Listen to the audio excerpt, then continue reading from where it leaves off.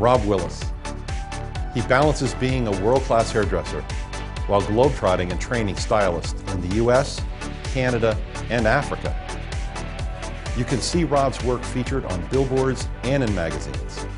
And recently, he has made a name for himself as an author of several professional books. He's a true advocate for continued education for stylists and has been a main stage performer at numerous industry events.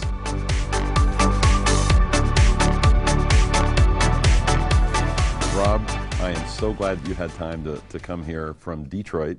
And I said it right this time, didn't I? Okay. Come all this way to spend some time with us and talk about your story. This is really exciting for me, so thanks for being here. Thank you for having me. Oh, God, it's my pleasure. I am blown away by your story about your background. Coming from a big city, from an inner city, you had challenges, I mean, literally from birth. At a time in your, I mean, you literally had a split family, raised by a grandmother. I don't mean to get into your whole resume, but bottom line, tell me your story. Tell me how you were formed. How did you get to kind of be where you are today? Tell us about it. Wow, a lot of prayer. Apparently answered prayers. Prayer, yeah. and discipline, and good ethics, and good examples. You know, my grandmother was very influential in molding me, and I believe that you mold a child from very young. Now, you said your grandmother raised you till you were 11. Yes. Okay. Mm-hmm. What happened after 11?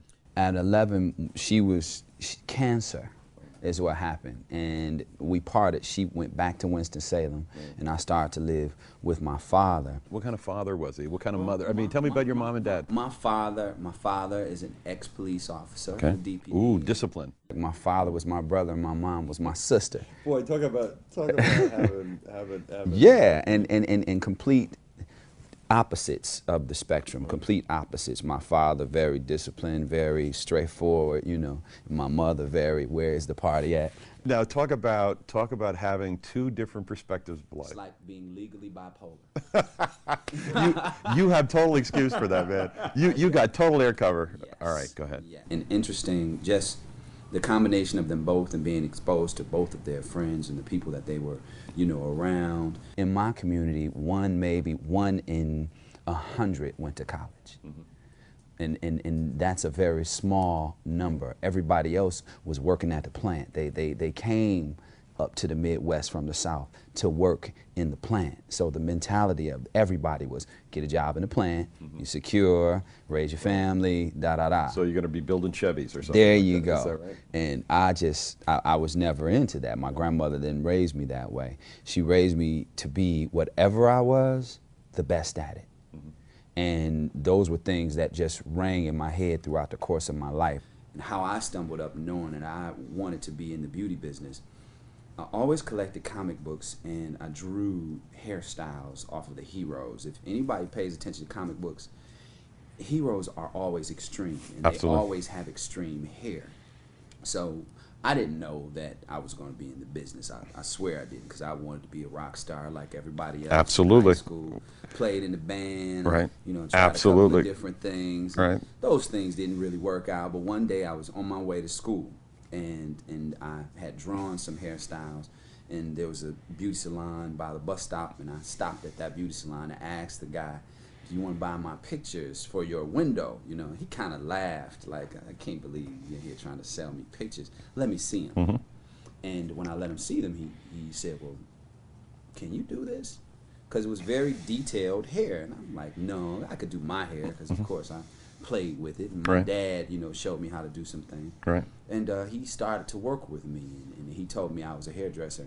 Really didn't know it. He gave you the break. Yeah, he gave me the break, and he allowed me to come in and kind of watch him and sweep up. Next thing I know, I was in beauty school. But you're in the inner city. You're going through it from a split family and all this kind of thing. It's not necessarily cool to be a cosmetologist. I mean, guys want to be rock stars, want to be football players, they want to do everything else, but they don't necessarily want to be a cosmetologist. What were your challenges when you got into school and when you got into the profession? Life has a way of throwing all kinds of things in front of you to make you think you're not where you're supposed to be. But if you walk in a path and believe that you're going to get where you set your goal, you get there. Right. And this business has a way of rewarding you for the time that you put in it. One of the things that I admire about the beauty industry is if you can visualize and believe you can make things happen, and education is probably the most important thing that a stylist or a creative person can have, because it can teach you what to do with your talent. Do you agree, do you buy into the, I teach my students this all the time, and I believe in it, and that is the 80-20 rule. The 20% comes from your talent in cutting or coloring or whatever you're doing. 80% comes from your ability to present yourself, sell yourself, make somebody feel good about themselves. Do you buy into that? Absolutely, 100%. And Olive Benson said something to me one day. The great Olive Benson. The great Olive She was a Benson. great one. So I called her like a mother. Somebody giving me her phone number to call her because I was having a challenge. And she says, Rob, remember this. Good, better, best. Never let it rest until the good get better and the better get best.